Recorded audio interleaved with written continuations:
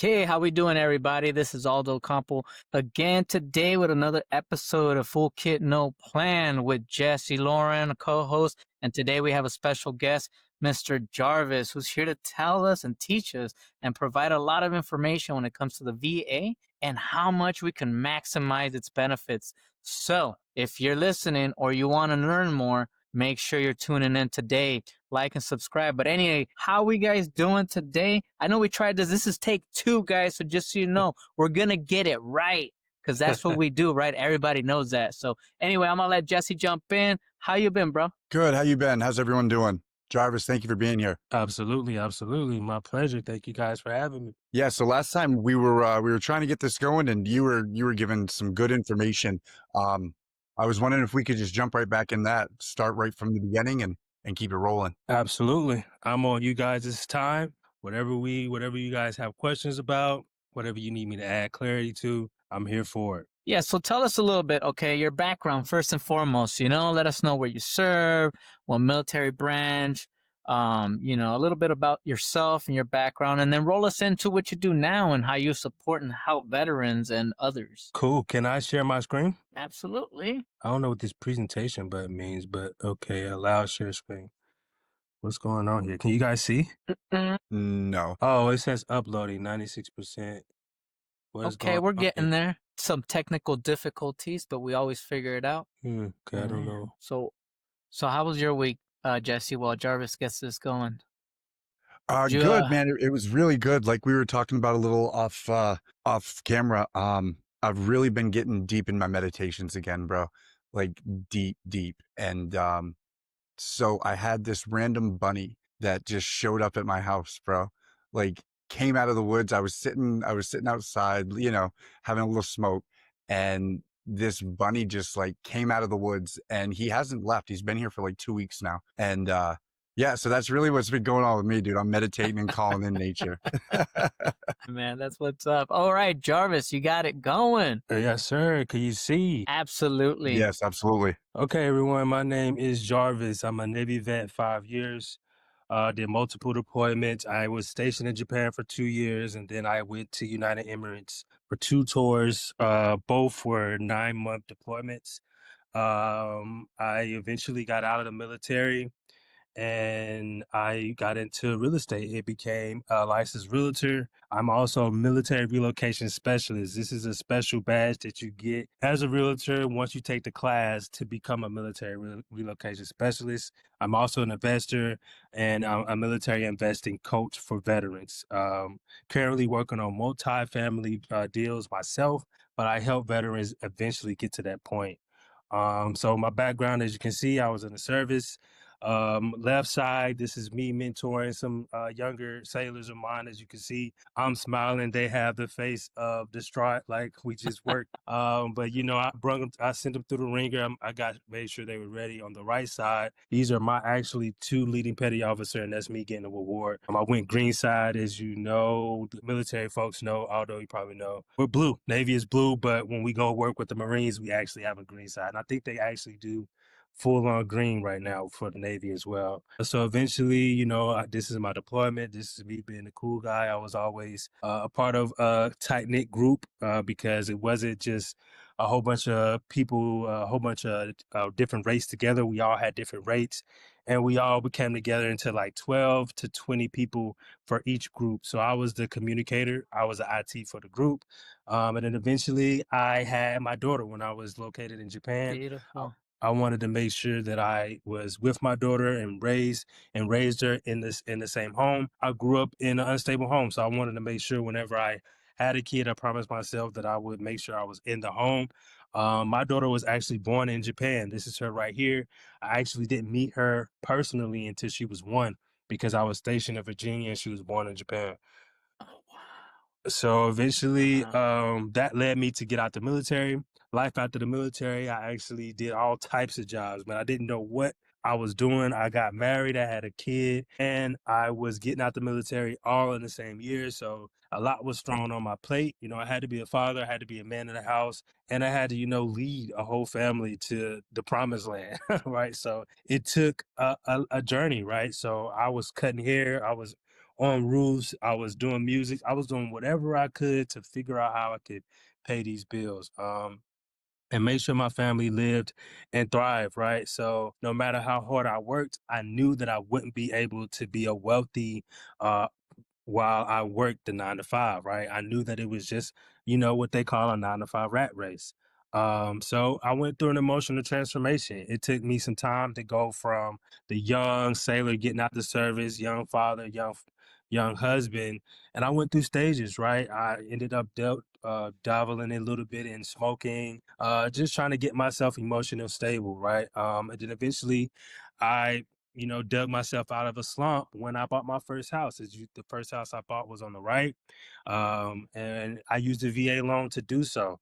And then when I first bought that home, I didn't know too much about the VA loan, but I knew that I was able to buy a home for my family with no money out of pocket. And that was big to me because at the time, like I said, I went through a lot of changes. I didn't know what I was doing. I didn't understand life, but I knew for a fact that the VA loan allowed me to buy a house with no money out of pocket. And I was like, man, I could have been done this. I always didn't have no money. So that was something easy that I could have just been implemented if I knew better. If I knew better, I would have done better, but I didn't, right? So eventually I started to research and I'm like, you know what? Let me get my license in real estate and let me start learning how the VA loan is operated. Because if I could do this once, maybe I could do it again. So I got my real estate license. I got my credit up, as you can see here, and now it's like 800 plus. A whole complete life change after I bought my first house in 2021. And then now I have a family business where I actually help veterans do what I did. I always say I was broke and ready to choke, and now I'm alive and thriving. So now I have multiple properties that I bought with the VA loan. I also have properties that I bought with business funding, and I currently work for myself, and I help other veterans create financial freedom with the VA loan, zero down payment. As you can see, this is my family on the right. This is me, my wife, my daughter, my mother, my sister, my grandmother, and my pops. So yeah, that's about me. And then I can get into what I typically teach about the VA loan, or I can wait for Before some we go that far, questions. before we go that Yeah. far on all of that stuff, that was a lot. That was a lot of information in a short amount of time, bro. Um, Sorry. Yeah, I no, try. you're good. You're Sometimes good. I talk fast. I didn't know how You're long good. I had, but yeah. We have the whole time. We have as much Okay, time as we cool, need. cool, So it's cool. not. We're just here to talk, bro. Okay, cool. Talk and see what you do, how you got there. I'm curious. You had said a few things about transformation. You had gone from kind of because I think as veterans we all share a similar story. The people and places might be different, but it's usually kind of the same story. Um, get out, don't know what to do. Some of us go real deep. Like me personally, I went real deep into drinking and drugs and like lost deep. Some people don't go that far, and that's okay. But either way, we kind of feel this loss, this loss of connection. And so you had said that you went through some transformations during that period. And I'm curious, what were some of those things that actually really stick with you today? Not the surface level, like I turned around and like things started getting better. Like, I mean, what really hit you personally that was like, all right, this is what I can do. This is how I can get there. And these are the ways that I'm going to do it. I really just started relying on myself. Not, you know, coming from where I grew up, I didn't have a father. So any man that came into my life that I looked at as successful, I would take what they were saying and I would think it was gold. Like I'm like, I had to do exactly what they're doing because that's what I want to be. And I feel like I don't know the other end of it, but I feel like if I had a father figure, I wouldn't have attached myself to certain people if I would have just had that at home. So, long story short, I was going then, like I said, a rabbit hole of trying different things. I saw this guy selling roofs, so I wanted to do roofs. I saw this guy cutting hair, so I wanted to cut hair. I saw somebody working at Intel, so I wanted to work at Intel. So I just kept seeing a lot of different things, and then eventually I got to the point where, I had to trust in myself and trust in God. So that's what really made the big difference for me is learning to trust in myself, believe in my abilities, and then just believe that God put me here for a reason and that he's not going to steer me wrong. If he has me in this predicament, I'm in this predicament to learn something. And that's one of the key things. Like a lot of Amen. us get stuck or we feel like we're doing something wrong. but it might not be per se something wrong. Like you could be doing something wrong, but a lot of the situations that I was in, I've learned that God brought me on the other end of it. And I look back and I say, man, I learned a lot from that. And as long as we take time to look in the past and try to realize what God was trying to teach us, I feel like that will help us in the future, right? So for me, like in the military, it's a lot of stuff that I learned I didn't understand. I was kind of like, man, I don't want to do this. And I got out early. But it came back up when I was a civilian. Like I still got to be on time. I still have to go to work. Yeah. A lot of the stuff that I didn't want to do in the service, I ended up having to do outside of the service, either way it went. So I just eventually got to the point where God put me in a predicament where it was like, you either going to do right or your family's going to suffer. So it's a lot, but ultimately me, God, and then my family, right? Because it was my responsibility to make sure they were good. I had a foreign wife, so she had a green card. So it wasn't like she grew up in America. So her getting her job that was stable for her was difficult. So a lot of that pressure was on me in the beginning because, she was coming from Japan. And that's just a whole nother level of struggle, right? Because it's different when you have two people in the household that are Americans that went to school or understand the process, have some type of work history. Well, she was coming from a whole different country. So no work history, learning in language. And I just had to deal with that. I had to take my time and then I had to be the person to make sure we was good. So a combination of me, God, and then my responsibilities is what made that change. Now it took time. I went through a lot of stuff, man. I promise you, it took time.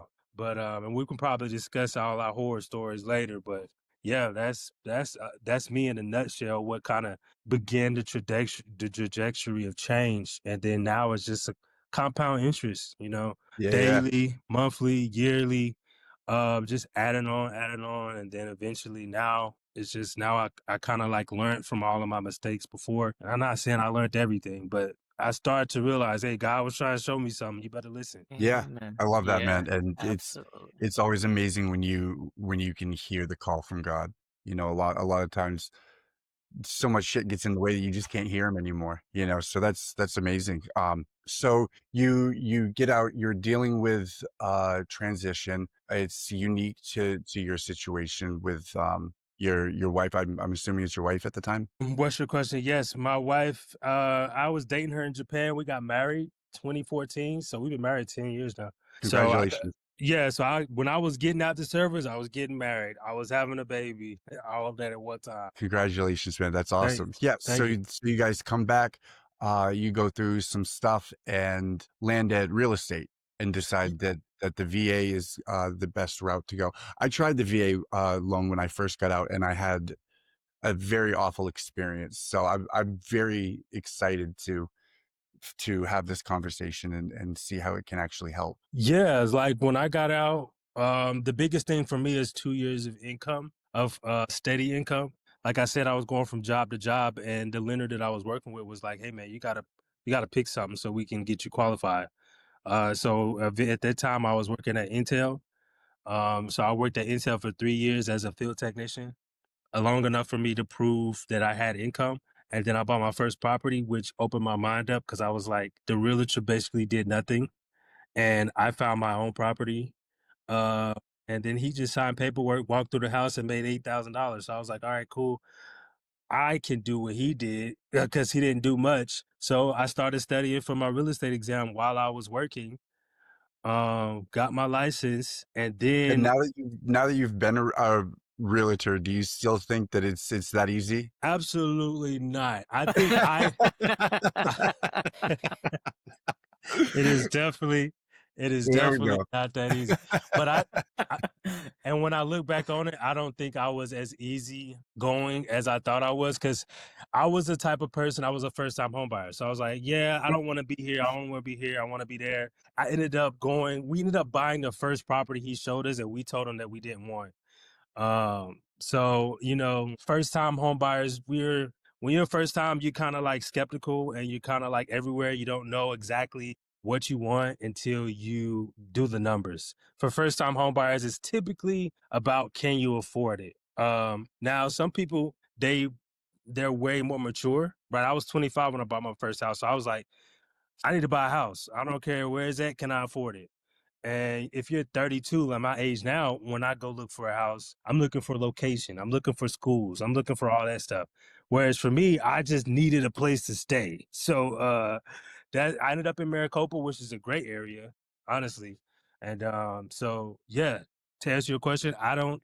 It's way harder than what I thought it was, Yeah. but it's also easier than people expect once you understand the concepts. It's a people's game. If you could talk to people, if you could figure out what they want, all that other stuff is it's like back office. I can hire somebody to do the paperwork, Yeah. but I can't hire no one to be my client's person. I like to create relationships with my clients. So like we're buddy buddy. I'm from the South. You know, I don't go in the house without speaking to everybody. So it's just how I am. Like I can't pay anybody to give the service I give, but I could pay someone to do the paperwork. That part is easy. For sure. Amen. I wanna go back a little bit, and I have a question. Okay, cool. Uh, as Jesse mentioned, when we're transitioning out, some of us have ideas of what we're gonna do. Or we set this plan and we put into motion, and then you start dealing with the social aspect of it, right? Um, in some cases, dealing with certain people that weren't too fond about the military, on top of the challenges of having to pay your bills, rent, being a father, being in charge, right? All those responsibilities. Like, at what point? And you mentioned you went up, down, you tried things, consistency seems like it was your thing, though, right? Obviously, a go getter. You don't quit, and part of the reason why you're here on the show today, because we're always highlighting successful veterans. But what was that aha moment for you when, and you don't have to share specifics, but do you remember that moment when you said, I gotta flip this fucking switch? This is the time right now. Yeah, man. At this time we had our own apartment. I was working at Intel and I was just fed up. I remember I didn't know how I was gonna pay the next bill. I was working, but I was handling everything because my wife hadn't had a job at the time. And I knew she wanted me to buy a house. And I was just in my room, bro, and I broke down, cried, was praying to God, like, Lord, help me figure out how I'm gonna get a house because my wife wants a house. And he made a way for me. So that's one time. Second time is when I finally bought that house, I realized that I didn't have to have any money. I just needed to prove that I had a job and that I could qualify. I bought my house with no money out of pocket, like closing costs taken care of, everything. So that was a aha moment. Like, wait a minute, this is different. Why does everybody always say, oh, back when I was growing up, you didn't buy your first house till you were like 30s, 40s. And I was here buying my first house 25 with no money involved. So that was an aha moment. And then the third aha moment was after I bought my house and then me moving around. Like I would go to the gym or I would be talking to vets as a realtor and they would be asking me questions or I'll ask them questions. I'm like one time I was in the sauna and this guy was Iraq guy. He had been in Iraq. He had watched some of his friends die from a bomb right next to him.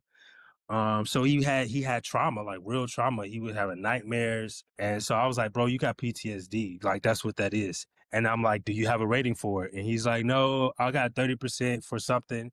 I'm like, wait a minute. So you don't have a rating for your nightmares? He's like, no. So I'm like, I hook him up with my lady that helped me get my percentage. And then it just compounded, right? I started meeting people everywhere that were vets that didn't have a rating, that didn't use a VA loan. And I'm like, well, who else doesn't know? If I was the one, I thought it was new to me. I'm like, maybe I just didn't know. But then it started realizing it's more vets that don't know about the VA loan. And it's a statistic that 87% of veterans actually never use the VA loan today. So that's a statistic that I learned later on. But that was the aha moment when I had started talking to veterans and realizing that, oh, I'm not the only one that didn't use the VA loan. I ain't the only one that didn't know what the VA loan and what I had to utilize. So I had three aha moments. One, where I broke down. I was trying to figure out how I was going to buy my first house. The next one is when I finally bought it, realized it wasn't as hard as I thought. And the third is, as I move around, like I say, I'm from the South, so I talk to everybody. And I would see, you'll know a veteran because they either have their patches on their book bags at the gym, got a lot of tattoos. You'll see an anchor. You can kind of peep out veterans pretty easily if you've been in. Um, Yeah. so so yeah, I was just conversations, and then they'll tell me like, no, I've never used a VA loan, or I've used it once, I haven't used it again. I'm like, wait, I've already bought 2 properties with it, and you've never used it once. So that was like, all right, well, let me start helping veterans. And then I started taking courses. I spent thousands and thousands of dollars on courses just so I can make sure I knew enough so that I can teach other veterans. Because I'm the type of person I don't wanna take the blame, or I don't wanna take what's the word? I don't wanna feel like I let you down. Like, Right. I don't wanna feel like, I steered you wrong. Yeah, I don't yeah. wanna be like, I don't like that feeling. Like, I hate people that like, my solar guy, he signed me up for solar, and I'm paying more than what he said I was gonna save money. And I'm like, I don't like them type of salesmen. I'm like, "Bro, just keep it real with me." And, and I didn't like that. So I was like, whatever I teach, I'm going to make sure I double check, triple check, quadruple check. So I bought courses. The same thing I'm doing now, I paid for. Like some of the top people in the nation that does this, I've already took their course. I paid thousands for it just so I know whatever I put in my course matches theirs plus more.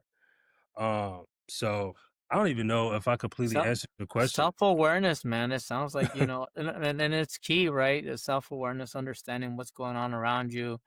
And it looks like, yeah, obviously the fact that you're a family man, you're a responsible man, you understand that, one, you said you didn't want to recreate what you had to, live through, right? And live, and grow up having to experience, right? So having that awareness, and it looks like obviously you're doing great things, and it's unfortunate, right? Because a lot of us don't have that. Some of us, we come out and we struggle through that, and some of us never come out of that spinning, just turbulent ride of dealing with emotions, dealing with trauma, dealing with, you know you name it, right? The list can go on, and that was one thing when Jesse and I got together and talking about wanting to do this kind of podcast, is because we didn't want to be part of that. You go out and drink and just talk about, who had it worse and how angry you are and how upset. No, we want to highlight folks like yourself, right? Like Jesse, right? That are here, that have overcome, they're doing good things in the community, they're out there supporting and assisting and facilitating, you know, avenues for resources and leveraging your relationships and your expertise and your know-how, right? So, but self-awareness is a big thing, and not everybody has that, right? So that's probably a different conversation for one day. But I'm glad that, you were able to tap into that, to understand what was going, because then, like you mentioned even earlier, right? It just compounded from there. Your next one was like, oh, I can do this. And then your next one was, well, I can help people, So I'm really, really happy for you, and I'm excited for all the success that's coming for you, man. So I really appreciate you having on coming on board and speaking to us about your experience. And because again, one of our biggest challenges is really just how do we just kind of leave that indoctrination, that being hard on yourself, and moving on to do things that are going to benefit your family, yourself, and the people around you, right? So I'm glad you're able to do that. Again, that's how we find ourselves, right? Man, that's what's up. I just wanted to hear you. Okay, because recognizing those moments is also key. So as you're moving forward and you're developing whatever it is you're in, right? Whether it's a hobby, whether it's career, rom- um, you know, romantically, whatever the case may be, but you get to see life a little differently when you have some self-awareness. So, and I'm sure my boy Jesse could speak on that even more. But yeah, that's what's up, man. Yeah. I'm glad. I like that. Yeah, Yeah, dude, we yeah. could do a whole Well, episode on self-awareness and a lot of people's lack thereof. But to bring it back, you had said, let's see, you said 60% of veterans today still don't use their VA loan. Is that correct? 87%. 87. 80. Okay. Dude, Okay. that's a 87. crazy number Yeah. when you said that. I thought it was crazy when I first wrote it down. I was like, no, no, it's got to be 60. But yeah, no, that is a wild number. It can't just be because we don't know, can it? Like, do you know why it breaks down, what it breaks down to, that 87% by any Uh, chance? So I put it. I don't have a statistic like questions on people asking that 87% on why, but based on what my analysis, the veterans that I've helped is Yeah, through aware. your experience. Yeah, it's awareness. Yeah, it's half of it is awareness, not understanding that they have access to this, and then secondly, it's that it's that they don't feel like they deserve it, or they don't. It's like it's hard to explain, but I'll talk to them and they'll be like, "Oh yeah, my credit's probably not good enough. Oh, Right. yeah, I'm focused on working on this job. I don't have enough to pay for the mortgage." So you run Or into people that oftentimes fight for their limitations? yeah, I mean, because Yeah. it's more so like they're beating themselves up for things that could easily be handled. But that's something that our veterans, like, we're used to getting punched and keeping going. We're not used to getting punched and talking about it, like, and bringing it up Yeah. and having a conversation like, "No, you know what? That hurt me." Nah, in the service, we're used to getting punched, get back up, keep it moving. So a lot of people are stuck in that 9 to 5 rat race. They're like, "Oh, I gotta work. I have to do this. I have to do that." Little do they know, it's like, no, you don't. You have PTSD. You need to go get a rating with anything above 10% can help. And then even with that, they'll be like, "Oh no, I'm still young. They're probably not going to give me a rating. I'm not an old Vietnam vet." I told one guy, I got 30% for flat feet. I've had flat feet my whole life, but Yeah. I got a percentage for it. So half of it is not about people not knowing. It's about people not having the confidence, awareness, don't even want to put the effort to it, and some people just need that push. Hey man, go do it. So like for my lady that I use for my rating, she's got bombarded by so many people because everybody I talk to that don't have a rating, I tell them go talk to Jessica because it's something in your files that they've messed up that you don't even know about. Hell yeah, dude. I love that. I love that you're spreading that on too. Cause that, that's extra. That's not even what your job is, So to feel that calling and to go above and beyond is cause you're speaking to my soul, bro. Like after being out over 10 years, I just got my first rating 9 months ago. And Congratulations. I was, thank you. Thank you. I was the guy that you're talking about that believed he didn't deserve anything. I mean, cause I justified it and I fought for my, my limitations because of all the shit that I had done prior. But finally did. And you're absolutely right. It speaks to, this feeling of not being enough or not deserving enough or, things like that. And so because the reason I asked this question is in your experience, do you often find veterans that don't actually qualify for the entitlements, whether it be credit or, you had said 2 years of employment, um, things like that. Do you find a large number or a significant number of people that actually just don't even qualify? I find a smaller number of people that don't qualify. Typically, Okay. as a veteran, you got a job. Typically, and then with the VA loan, there's actually no credit limit. The guidelines have no credit like limitation for the VA loan. The lenders have like the lender has a guideline. The VA doesn't set a guideline. However, most lenders will not qualify you if you have a credit score under 580, which everybody has above a 580. Like most people that are veterans that have jobs can qualify. The people that I've met that can't qualify are people that doesn't have a job, um, and no disability. Because if you don't have a job with a disability, you're still getting income. So we can use that income to qualify for the VA loan. But if you don't have a job and you don't have a disability rating, we need to start by creating income. So I always say, hey, listen, I need you to go apply for a disability. Start your letter of intent. I don't care if you don't think you have any. If you put in your letter of intent today and 7 months, a year later, you get approved finally, you get back pay. So wait as long as you want, but you're losing out, right? So I always tell people if you don't have income, at least start the process of getting disability. And then on top of that, go ahead and get a part-time job. Because once that disability hit comes in, because it's going to happen, anybody that shot a gun in the service can qualify for tinnitus. All you have to do is say, I've been around armed weapons. Anybody that deployed at all, been on the ship, you have tinnitus. I'm pretty sure if you went through boot camp, you have some level of PTSD. So it's like there's so many things that we qualify for that we take ourselves out of because we don't think that we have PTSD, and it's not our fault. The military trained us to ignore these issues. Like, oh, I Yeah. have a nightmare. Oh, I hear ringing in my ear. That's just must.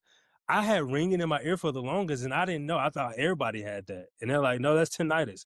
And most people actually do, even if outside of the service, have some level of tinnitus. So it's just that people will literally self-sabotage themselves out of it. But to answer your question, majority of the I say like 80% of the veterans I meet qualify. I just helped a veteran last week, and she was like, I have a 570. Do you think I qualify? We're getting her pre-approved in the next 2 weeks, 3 weeks. We'll get her pre-approved. And then if you already have a property, we could use that as rental income to go towards your next property. There's so many things in the VA loan that you can utilize. But 80% of people I have, and that's just a number off the head, they qualify. A smaller percentage don't qualify, but I'm the type of person, I've been through each stage. I started with 10%, went to 30%, went to 50%, went to 70%, went to 90%. Now I have 100%. I started off with no job, going from job to job, and I was the person talking to the lender, and they're like, hey, you need to get a job for 2 years consecutively. So I went and got a job. So every stage of it, I was there. So I'm able to coach them through it. I'm like, hey, listen, we just got to get you a 2 years consecutive. Even if you switch jobs, stay in that same job field. You can work at different jobs, but just be in the same job field. That's the issue. So it's so many levels. Even when they don't qualify, I'm the guy that's going to help you get qualified through different steps. Even if you're not paying for my course, I'm talking to you, I'm texting you. And some people get caught in the weeds because I'm helping other veterans. So I got a lot on my plate. So sometimes I miss a vet here and there, but they have my number, right? So at some point you do have to take initiative on yourself to stay up on it. And if I miss a week from checking in on you, check back in with me. And I always let the vets know, like, call me, text me anytime I'm available. If I don't get right back to you, I'll call you back the next day. And I wrote ebooks. I wrote free ebooks so that they have this. I don't have to be there for you to get this knowledge. I send my ebook to everybody. To answer your question, a small percentage don't qualify. Majority of people do.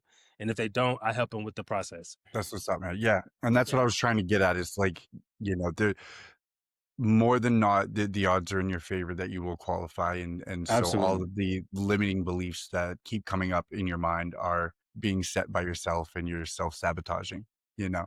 So not you personally, but anyone who's listening to this. And so it's important to have that little bit of information in the background to say, yeah, no, I need to shut up and just go check it out and see what I could qualify for. Which is crazy, right? Jumping in, it's just like, we're all veterans. This is veteran focused, right?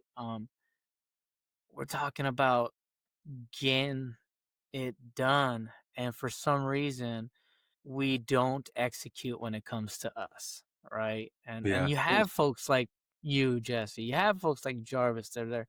Even if you're not, 100% tied into the program, into your subscription, your consultation, coaching, whatever it is, you guys still, are willing to support and facilitate, such as myself, same way. And it's just sometimes you see those passerbys, they just don't want to execute. And it's unfortunate, right? Because at the end of the day, especially with that military background, doesn't matter what branch you served in, it's been drilled in our head to just get after it, go, Charlie Mike, continue forward, execute, get the mission completed. And we don't bring that over into us, right? Finding a home, getting our career, having our family in order, or us being how happy and fulfilled internally, right? So it's unfortunate, but hopefully they can get to see more Jarvises, more Jessies out there that are doing things for people, that are, out there supporting and elevating themselves, right? Because we need to put that out there. We need to set that digital footprint where more people see these conversations about, how we're overcoming. Every day is an opportunity to learn. That, nothing's a problem. Everything's an opportunity. but when you don't have that mindset, it can be really daunting. I mean, I was there. I was in the dark for a while as well. So, to Jarvis's point and Jesse as well, we share that, right? So anybody out there, no, you're not alone. We put guests on this podcast for a reason. Jesse, we all share. We've been through it, but the difference is we eventually say it's my mission. I'm the mission, and I need to grow from it. And we need to continue to push that out. So my goal is one day to have more of this coming out, as opposed to the angry vet videos, or disgruntled vets, and all this crazy shenanigans, that people post all day. So hopefully one day we can do a little dent in the digital platform. Absolutely. I always say, get your win. Start with the win. You got to get your win, get that momentum going, and then it'll compound, it'll stack on each other. And then eventually you'll start developing yourself. Like, it's not like we're superheroes or nothing. Like, we took it one day at a time, one step at a time.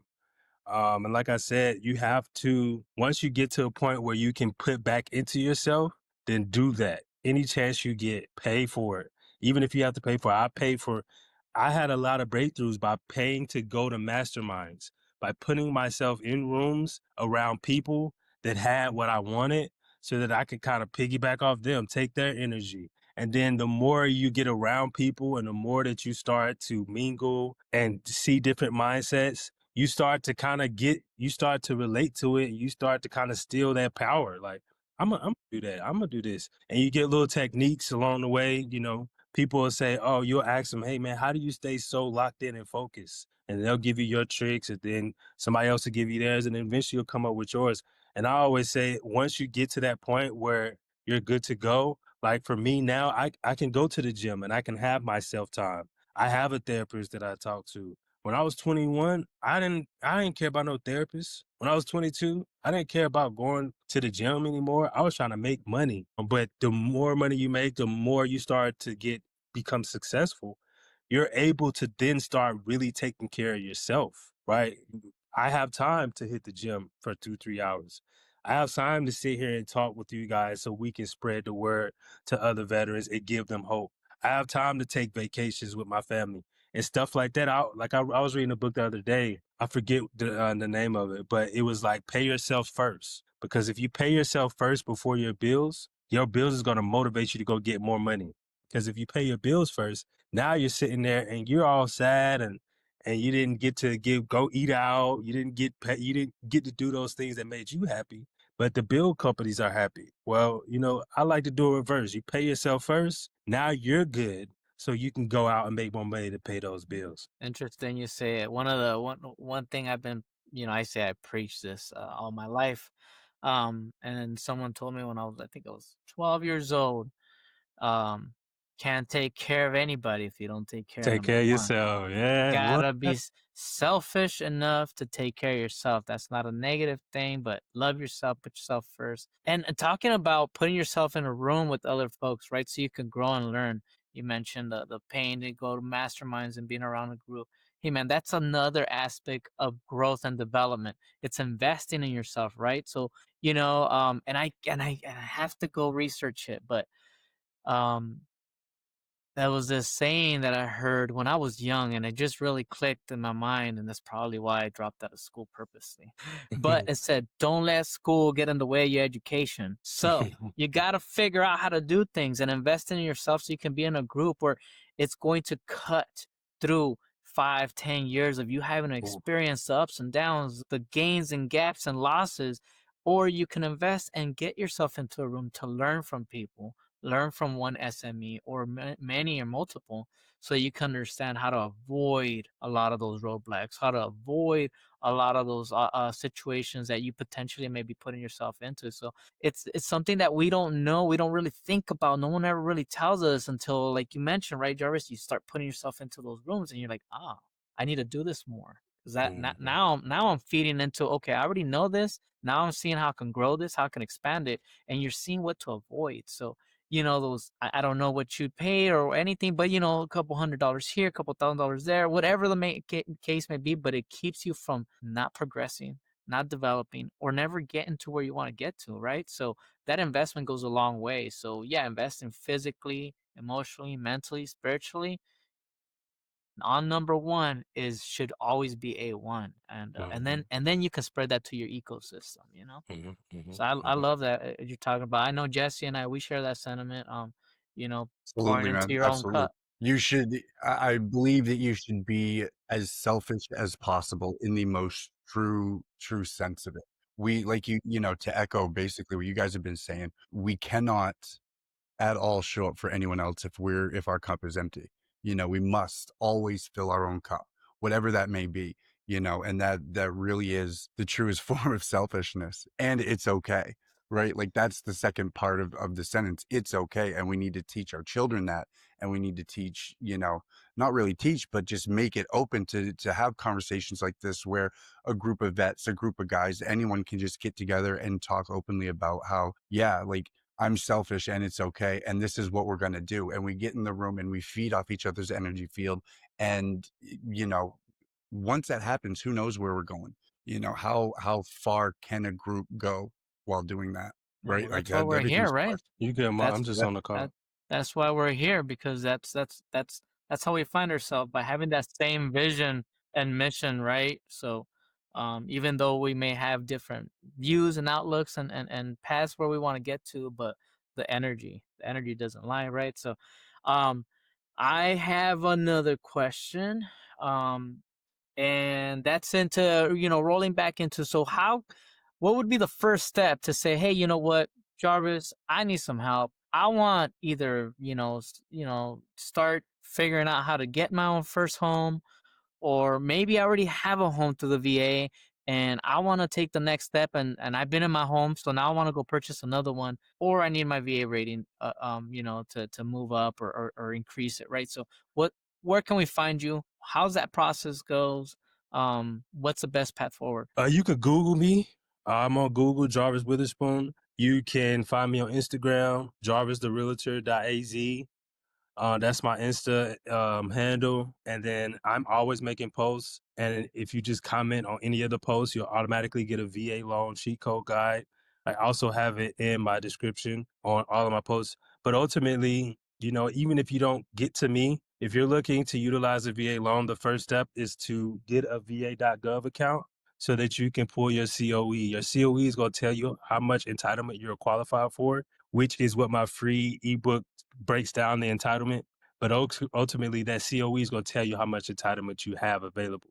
If you never used it before, it's going to tell you you got full entitlement. If you have a home currently with the VA loan, it's going to show up. You're going to see that house and how much entitlement you have left. In Arizona, 6,000 is the confirming loan limit. 806,500. So if you already have used a VA loan and you purchase a house for 400,000, essentially you have 506,500 of entitlement left, is what they would consider bonus entitlement, is what the correct term for it is. But all that will be in your COE.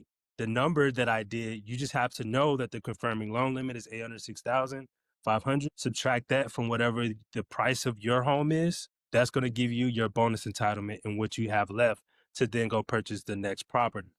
As far as disability, anybody that contact me, I send them straight to Jessica.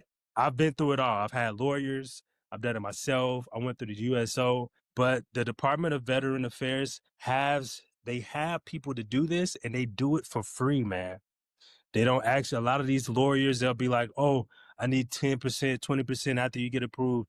Well, they have it where they do it for free. So I always send Jessica's information and the feds pay her to do this. She'll do everything for you. She'll pull your records. She'll look through those records. She'll figure out what we can apply for. Then she'll go put in the application for you. She'll do basically everything. You don't have to do any work until it gets to the CFP exam. And then at that point, she kind of trains you up. But I always like to tell my veterans, YouTube, right? It's like YouTube University. It's going to tell you, just type in CFP exam for back problems. It's going to lay out what to do at the CFP exams. Because a lot of people shoot themselves in the foot by not preparing before the CFP exam and think they could just go in and answer the questions, right? The doctor has a set, they prepared. They know what they're doing. They're trying to make sure that they save the VA money. You need to go in there with a plan. you need to make sure you have a step-by-step structure on how you're going to answer these questions. And I always tell folks to go in with a personal statement. If you're like, I have 30% for bumps. No, I have 0% for bumps. So it's weird, right? Because if you probably know this, Aldo, and you might know this too, is Jesse, but sometimes you can get a disability, but it'd be rated at 0. So it is service connected, but it's a 0 rating. So I got a 0 rating for bumps, but I wrote a personal statement, right? I wrote a personal statement for my shoulder. I wrote a personal statement for my back. So you don't get into the CNP exam and start saying stuff that don't mix. You don't want to do that. But even if you do, now they have a personal statement that the CNP examiner, they're going to look at. They're going to look at your personal statement and say, okay, he's saying that, because the whole point is connected to a service connected event. So if that personal statement says, oh, I had a fall in 2016, now in 2022, I'm having problems in my back. Well, they're going to look at that paperwork and they're going to say, oh, he already gave us everything we need to know. And then as long as that matches up with whatever you told your examiner, you're good. But even for the examiner, if you have a personal statement, walk in and say, hey, listen, I have a personal statement. Here it is. And they're going to answer their questions from that personal statement. Anything else, they're going to ask you, of course, they're going to be like, all right, well, give me a summary. So you want to know, you want to have all your ducks in a row. It's like a process to this. It's a system to getting your 100% disability. Even though you might think, man, why do I have to do all this? You do, because the VA is not trying to give people 100%. It's just what it is. Because 100% is like $4,040 to $4,500 a month out of taxpayers' dollars. So their job is to make sure they give as less as they can now. But honestly, ever since Trump been in, they've been running them through. They've been keeping people coming through. So it's good. And now with AI, it's kind of weird because now AI will vet you before it even gets to a case manager's desk, right? So that's why I always say people like, talk to Jessica. Jessica does all this and she'll get you situated, and she does it. The feds do it for her. But if you're somebody that want to use a VA loan and you can't get in contact with me, get a va.gov, a request for your COE, take that to a lender. The lender is going to pre-approve you based on your COE. Then you go get a realtor. But if you find me first, I already have that in play. I already know how to get you on va.gov. I already have VA certified lenders. So you don't want to work with a lender that never done VA loan. You don't want to work with a realtor that doesn't understand the VA loan. I always tell people there's no class for this. You can't go to school to learn this. And they don't teach us this when we're getting out of the service. So without experience, nobody's going to know how to optimize your benefits with the VA loan. So you always want to make sure you ask questions. My favorite question to anybody is, do you know what the VA pamphlet 26-7 is? The VA pamphlet 26-7 is the VA guideline for the VA loan. If the lender don't know what that is no way that they're going to be able to optimize your VA loan. It is not possible. If a realtor doesn't know what that is no way that they can optimize the full ability or mass of your VA loan, because they just won't understand it. They don't know that you can get seller concessions up to 4% to pay off some personal debt. They don't know that because because they haven't read the VA pamphlet 26-7. But if, like I said, you want to vet the people that you use, the very first thing is to get your COE. Honestly, the very first thing is to find me or find somebody that's done the VA loan, and they're going to walk you through this.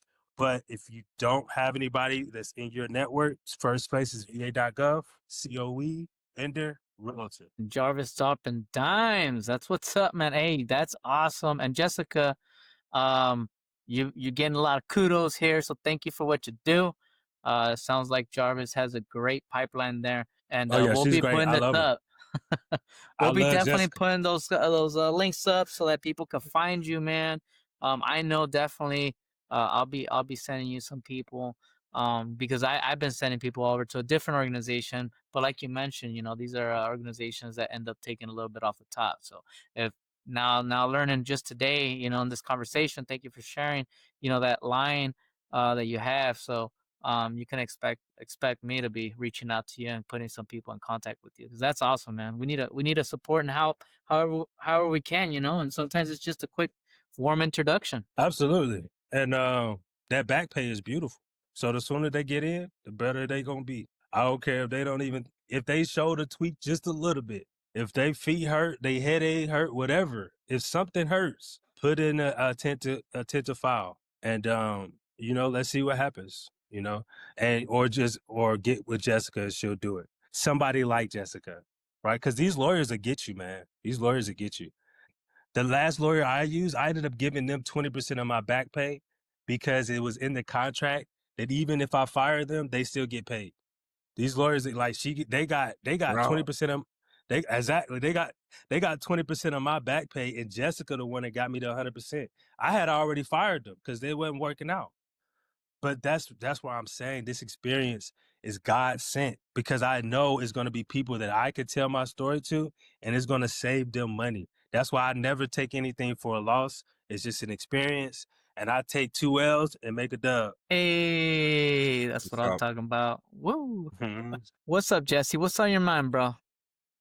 Let's see. So sometimes when I'm scrolling through social media, I'll see like these they're clearly, paid ads talking about you can take your VA loan and you can invest it and become a millionaire.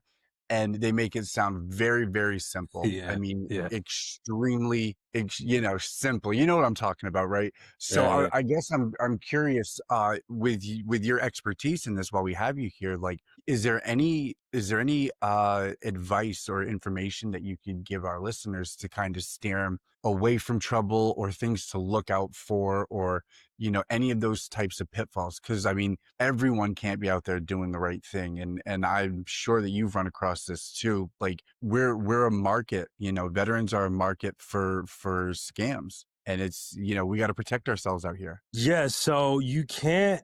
Okay, so it depends, right? So with the VA loan, if you've never used a VA loan before, or you don't have an active VA loan, there is no loan limit. So technically, you can go buy $1 million house with the VA loan for 0% down. However, you must qualify for that. And if you buy $1 million house, that doesn't mean you're going to make $1 million out of it. The best investment, when they say an investment, the best move to make if you've never used a VA loan and you don't have a family, even if you have a family, I would tell you to buy a quadplex, because with the VA loan, you can buy up to 4 units. You can rent 3 units out and stay in 1 unit.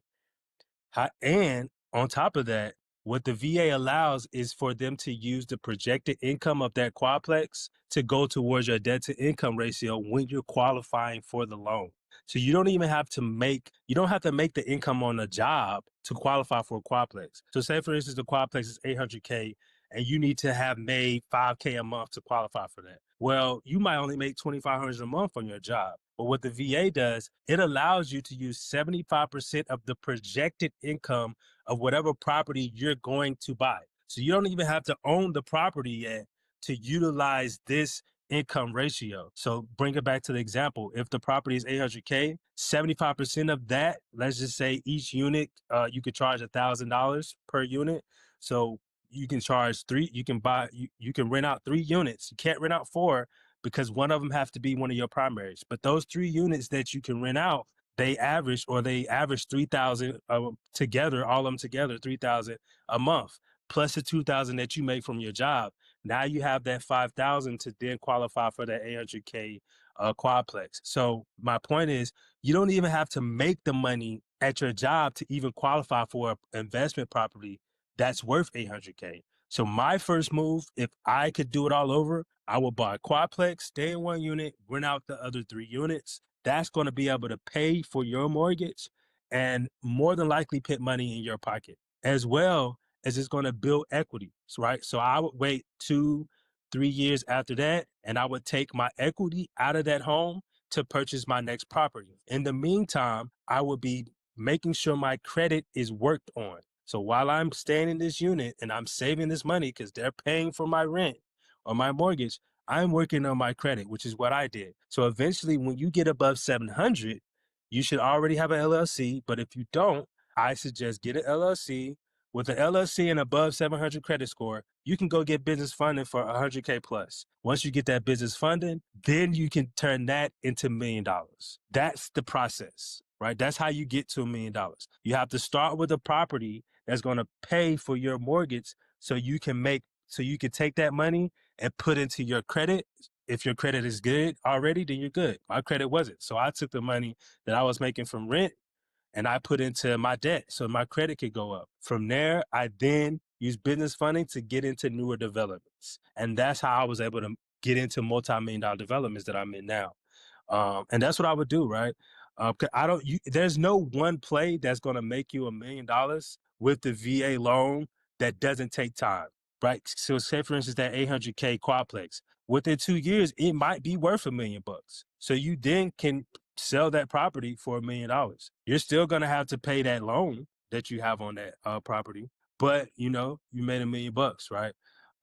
So that's what I would say. You can also do fix and flips with the VA loan, and you can also build from ground up. So you can buy land and you can build your own property with the VA loan. So any of those, if you do a fix and flip, I suggest go do a quadplex fix and flip.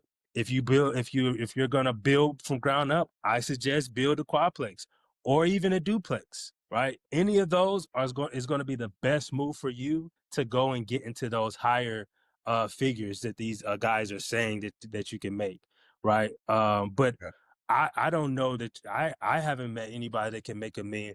Like, and even the people that are saying it online, I took their courses. I know what they teach it, and they teaching the same thing because there's only so much you can do. You Right. can't buy 5 units with the VA loan. There's a minimum. I mean, there's a max.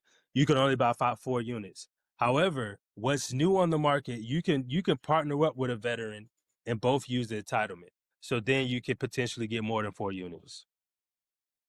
Both as in, Of, okay, so I have a bunch of questions now. Yes. Okay, yeah. so going back, you said that there was 75% of projected income can be used towards DTI, correct? Absolutely. Okay, so that 75%, is that of the entire quadplex? Is that all 4 potentials, or is it 75% of the 3 units that you can actually rent out? 75% of the 3 units you can rent out because 1 unit has to be a primary. And so we wouldn't count that as potential rent coming in. No, because it's an expense. Eventually, you're gonna have to Okay. pay. You're paying that rent. Okay, cool.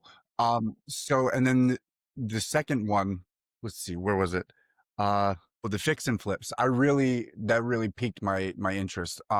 So because what comes to mind first is there's got to be some type of guideline amongst, if not through the VA, definitely through the lender, right? That's going to prohibit some type of, dilapidated building being purchased, right? I mean, that's not really an asset that a bank wants to put on their books and give money for. So, or I'm do sorry.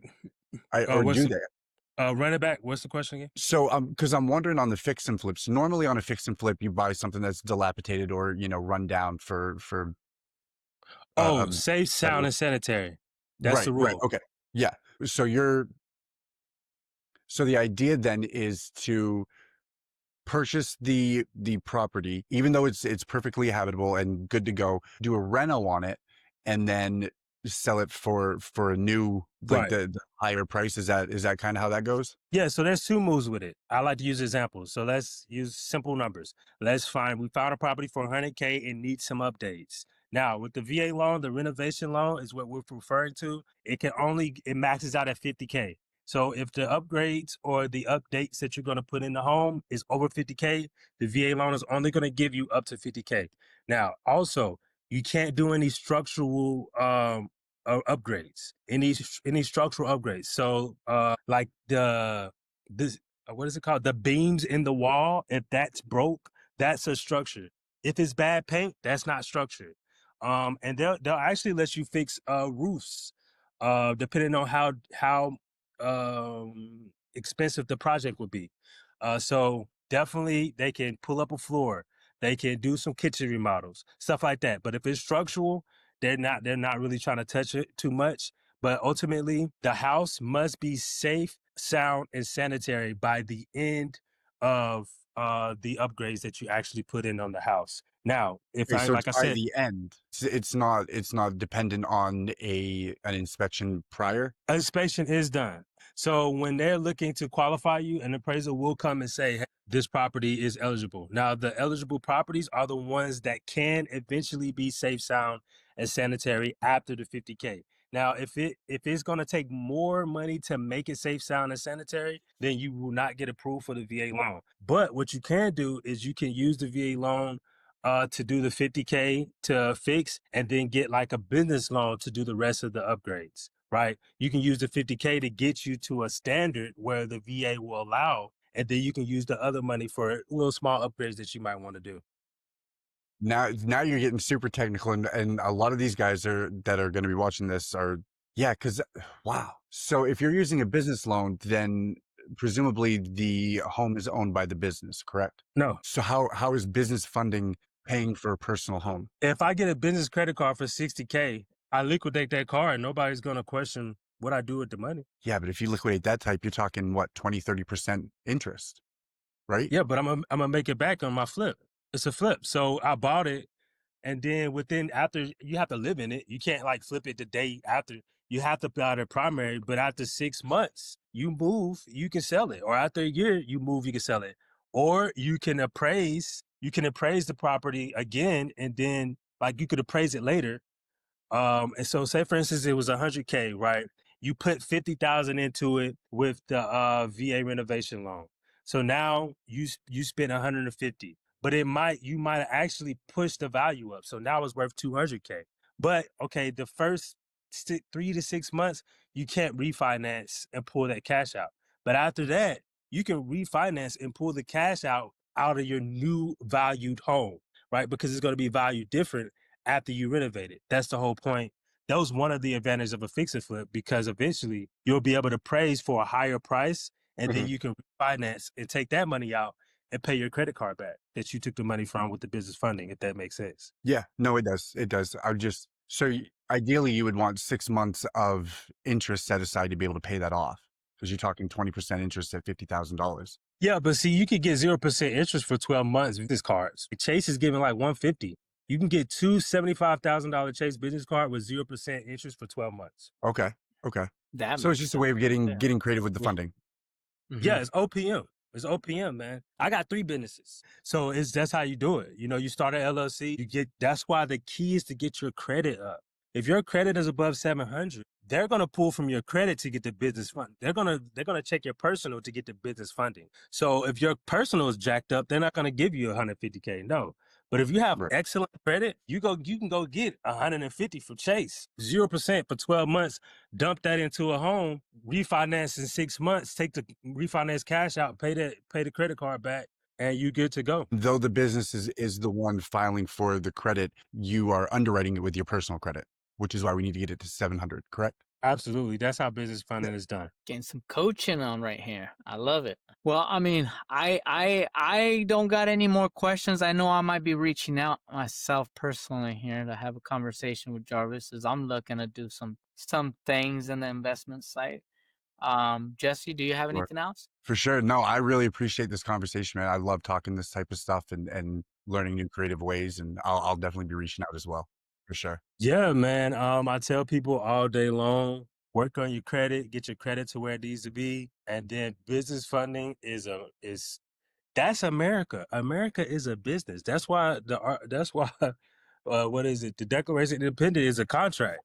Like, so utilize the business concepts to build your millions. And then you get tax write-offs. Every home you buy is a tax write-off for your business, because it's an expense, right? Now, I ain't no tax specialist. I got a tax person, but I know that if you buy one home per year, that was a tax write-off. You're going to get a lot of money back. You're not going to be paying. You're not going to be paying. Like, I didn't know that either. And now I'm about to go refile for 2023 taxes, because I didn't have a property and I didn't even know this. I'm like, what? So it's levels to it. Once you don't need to know if you ain't got no house, or a business. So the more you do, the more you learn, the more you get, your eyes open.